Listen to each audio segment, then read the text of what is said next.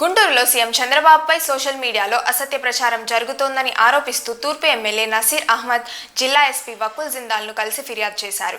YCP social media విభాగం Facebook, Twitter, ఇన్స్టాగ్రామ్లో దుష్ప్రచారం చేస్తుందని ఆయన ఆరోపించారు.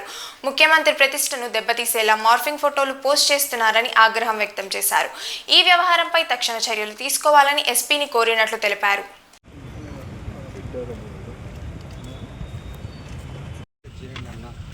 నా ఫోన్ యాప్ తీసుకున్నా అదేండి అలీబాయ్ దగ్గరికి వెళ్ళానా చాలా బాగా సరే ఒక్కడికి రానా ఫోటో చూపించాలి ఫోటో చూపించాలి అది రాదు ఇదైతే అది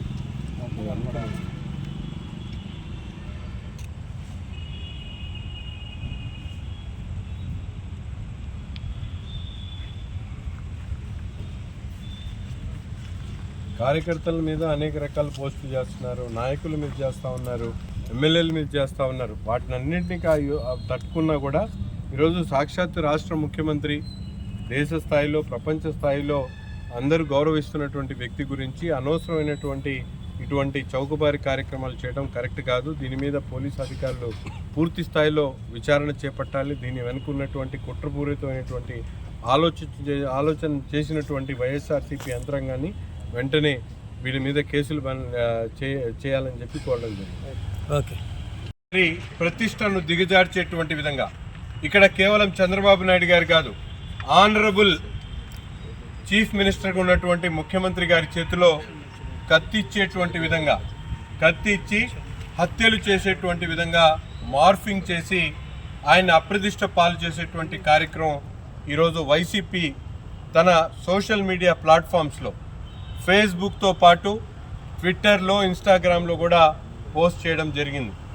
దీని మీద ఈరోజు గౌరవ ఎస్పీ గారిని కలిసి ముఖ్యంగా గతంలో జరిగినటువంటి విధంగానే ఈరోజు ముఖ్యమంత్రి గారి మీద ఆయన ప్రతిష్టను దిగజార్చేటువంటి విధంగా నేరపూరితమైనటువంటి ఆలోచనలతో, కుట్రపూరితమైనటువంటి ఆలోచనతో ఇటువంటి కార్యక్రమాలు చేస్తున్నటువంటి పరిస్థితులు ఈరోజు.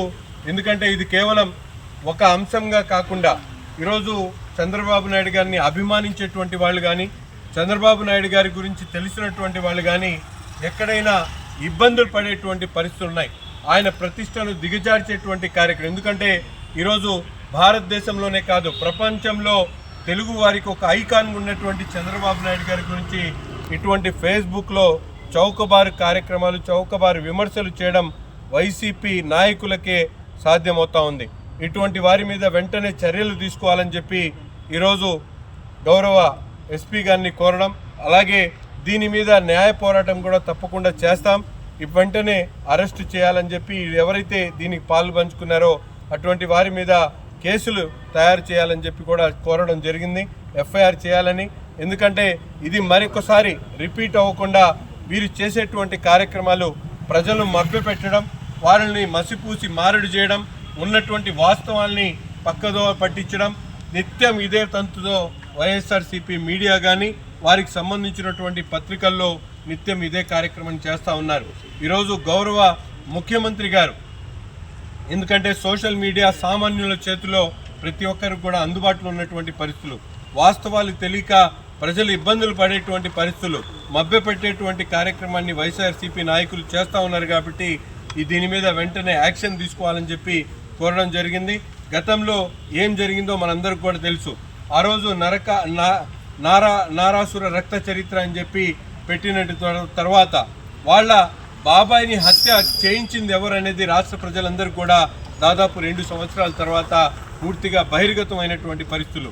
ఈరోజు ఇదే విధంగా వాళ్ళు చేసేటువంటి తప్పుల్ని కప్పిపుచ్చుకోవడానికి, వారు చేసేటువంటి దుర్మార్గాల్ని కప్పిపుచ్చుకోవడానికి ప్రయత్నంలో భాగంగా ఈ విధమైనటువంటి చీప్ ప్రాక్టీస్తో మా నాయకుడు రాష్ట్ర ముఖ్యమంత్రి వర్యులు చంద్రబాబు నాయుడు గారి అప్రతిష్ట పాలు చేసేటువంటి ఆలోచనతో ఒక ఆర్గనైజ్డ్ క్రైమ్గా, ఒక క్రిమినల్ బ్రెయిన్తో చేస్తున్నటువంటి ఈ కార్యక్రమాన్ని వెంటనే దృష్టి సారించి గౌరవ ఎస్పీ గారు అలాగే పోలీస్ అధికారులు దీని మీద స్పందించాలని చెప్పి ఈరోజు ఒక శాసనసభ్యుడిగా నేను కోరడం జరిగింది.